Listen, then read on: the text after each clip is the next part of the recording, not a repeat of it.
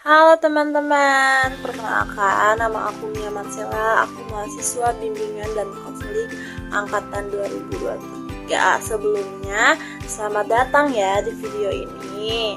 Teman-teman, di kehidupan kita sehari-hari kadang ada hal-hal yang sulit dijelaskan secara langsung.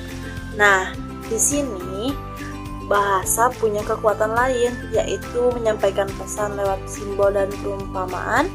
Dalam budaya Sunda, kita mengenalnya sebagai siloka dan paribasa. Dalam video ini, kita akan melihat bagaimana dua bentuk ungkapan tradisional ini bisa dipakai sebagai alat bantu dalam proses konseling. Cara kerjanya halus, tidak menggurui, tapi tetap mengena dan bikin kita mikir, oh, ini maksudnya.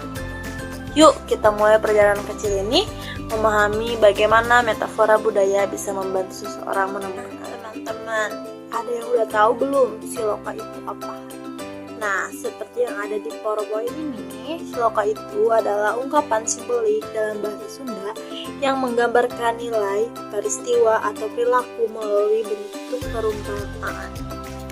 Nah, siloka ini membantu seseorang memahami peran tanpa merasa disalahkan atau dikritik secara langsung.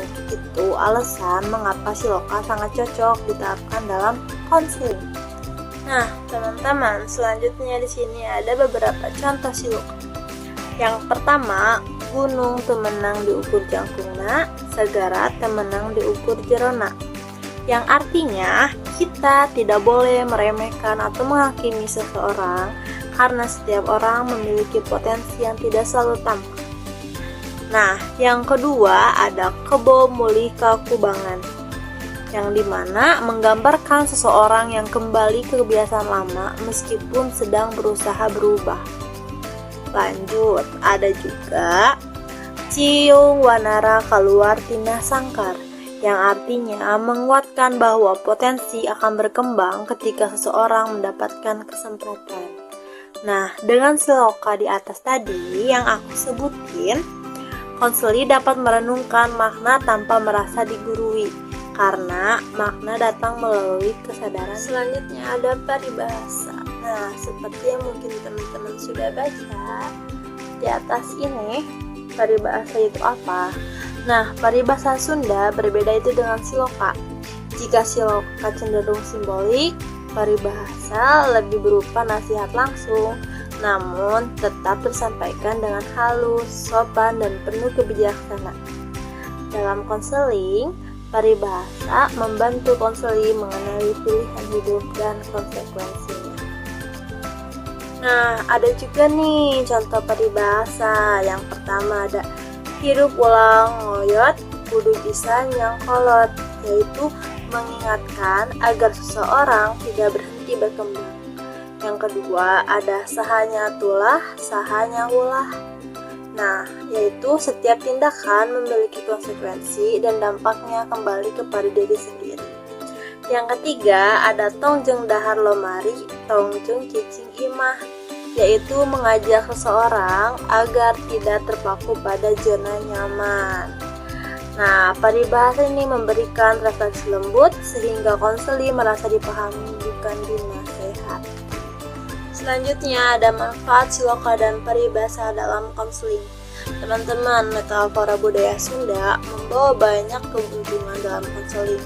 Di antaranya yang ke-1, konseli lebih mudah memahami pesan melalui gambaran yang konkret. Yang kedua, bahasa budaya menunjukkan kehangatan dan rasa kedekatan. Yang ketiga, pesan tersampaikan tanpa memicu sifat defensif. Yang terakhir ada mendorong kesadaran diri dan perubahan perilaku dari dalam. Oke, lanjut di sini ada cara menggunakan dalam konselingnya.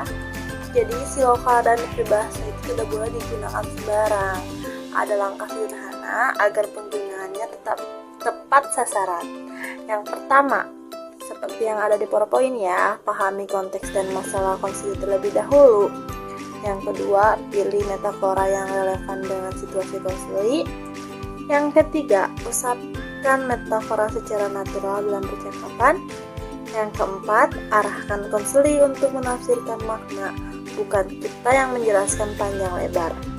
Nah, yang terakhir, yang kelima, Jadikan refleksi konseling sebagai dasar penyusunan rencana perubahan.